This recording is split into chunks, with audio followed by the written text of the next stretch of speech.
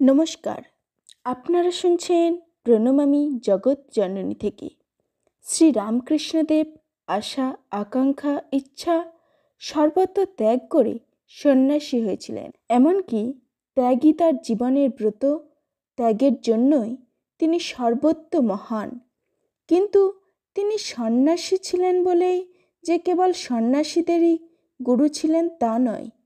তিনি ছিলেন সকল স্তরের, সকল দেশের, অর্থাৎ বিশ্ব মানবের জন্য।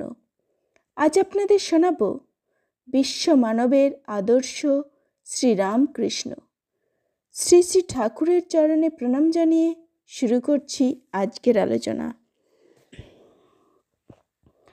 শ্রী রামকৃষ্ণদেব কায়ি মনোবাক্যে পুত্রই সোনা, বিত্তই সোনা ও লোকই সোনারূপ সর্বই সোনা ত্যাগ করে সন্ন্যাসী হয়েছিলেন। তার ত্যাগোজ্জ্বল জীবন নিরুপম।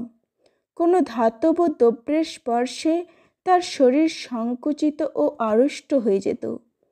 মথুর ও লক্ষ্মীনারায়ণ মারোয়ারি বিষয় লেখাপড়া করে দেবে শুনে তার মাথায় যেন করাত বসিয়ে দিয়েছিল। এমন যন্ত্রণা হয়েছিল তাঁরই মুখের কথা। হাবভাব সম্পন্না সুন্দরীদের মধ্যেও তাকে নিয়ে যাওয়া হয়েছিল। সঙ্গে সঙ্গে তিনি সমাধিস্থ হয়ে পড়েছিলেন। আরও কত ঘটনা যা তার জীবনে ত্যাগের আদর্শকে মহিমান্বিত করে রেখেছে।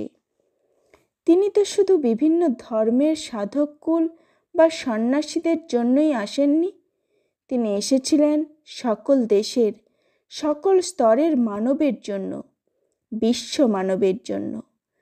তার জীবনটিতে সকলেই পাবে নিজেদের পরিপূর্ণ আধ্যাত্মিক আদর্শ।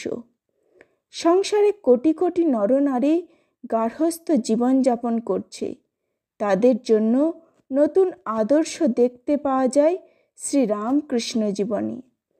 সেই আদর্শকে উপস্থাপিত করবেন বলেই তাঁর বিবাহ। এই আদর্শের পূর্ণতা সম্পাদন করবার জন্যই শ্রী সারদা দেবীর দক্ষিণেশ্বরে আগমন। উপনিষদ বলেছেন, ত্যাগোন্নৈক্য অমৃতত্ব মানস্যু। ত্যাগের দ্বারাই অমৃতত্ব লাভ হয়ে থাকে। এই শ্রুতিবাক্য মানব মাত্রের জন্যই। তাতে সন্ন্যাসী ও গৃহীর প্রশ্ন নেই। সেই অমৃতত্ব লাভের অন্য কোনো পথ নেই। ধর্মভূমি ভারতে এককালে গার্হস্থ্য আশ্রমও ত্যাগের আদর্শের ওপর প্রতিষ্ঠিত ছিল। কাল প্রভাবে সমাজ সে আদর্শ থেকে অনেক দূরে সরে পড়েছে। গৃহস্থ আশ্রমও যে ভূমানন্দ লাভের একটি সোপান, একটি পথ, তা যেন আজ সুদূর অতীতের একটি অস্ফুট প্রতিধ্বনি। অমৃতত্ব লাভের সত্য পথে গৃহস্থ আশ্রমীদের প্রতিষ্ঠিত করবার জন্যই শ্রীরামকৃষ্ণ গার্হস্থ্য জীবনের সর্বোচ্চ আদর্শ নিজের জীবনে দেখিয়ে গেলেন। সযৎ প্রমাণং কুরুতে লোকস্তদনুবর্ততে। শ্রীরামকৃষ্ণ জীবন সমীক্ষণের দ্বারা এই সুস্পষ্ট ইঙ্গিত পাওয়া যায় যে আত্মানন্দে প্রতিষ্ঠিত হতে হলে দৈহিক আনন্দের ঊর্ধ্বে যেতে হবে। জৈব আনন্দের মোড় ঘুরিয়ে না দিলে ভূমানন্দে পৌঁছানো সম্ভব নয়। অনেকের মনে প্রশ্ন উঠে, শ্রী ঠাকুরের বিবাহিত জীবন পূর্ণাঙ্গ হয়েছিল কি? শ্রী রামকৃষ্ণ জীবন একাধারে সন্ন্যাসী ও গৃহীর আদর্শ। সেজন্য স্ত্রীর সঙ্গে তার কোনো জৈব সম্বন্ধ ছিল না। অখণ্ড ব্রহ্মচর্যই সন্ন্যাস জীবনের একমাত্র ভিত্তি। আর পুরুষ ও নারীর মধ্যে দেহ সম্বন্ধ নিরপেক্ষ শুধু আত্মার মিলনেও যে গভীর প্রেম সম্ভব, তাও দেখল জগৎ শ্রী রামকৃষ্ণ জীবনে। ওই প্রেমই পরিপূর্ণ প্রেম, বিরজ বিশুদ্ধ প্রেম। সে প্রেমে উচ্ছলতা নেই, অবসাদ নেই, অতৃপ্তি নেই।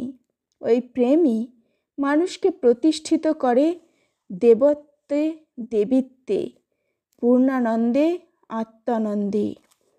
জয় শ্রী রামকৃষ্ণদেবের জয়। নমস্কার। প্রণমামী জগৎ জননীতে নতুন হয়ে থাকলে এটি সাবস্ক্রাইব করে পাশে থাকুন। ভালো লাগলে লাইক, শেয়ার, কমেন্ট করুন। ধন্যবাদ।